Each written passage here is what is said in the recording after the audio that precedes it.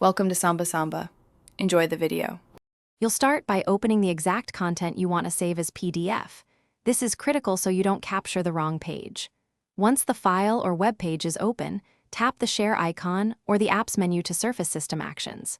Make sure AirPrint is shown or Print appears as an option. If not, choose Export or Save to Files to get a printable view. This gets you to the first actionable screen where you can convert to PDF rather than sending to a physical printer. After selecting Print, don't actually press any printer buttons. Instead, look at the print preview that appears. Now use a two-finger pinch-out gesture on that preview. This converts the preview into a PDF document instantly.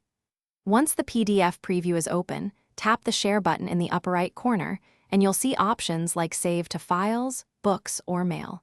Choose where to store or send the PDF. This step controls accessibility and future edits, so pick the right folder or service for retrieval.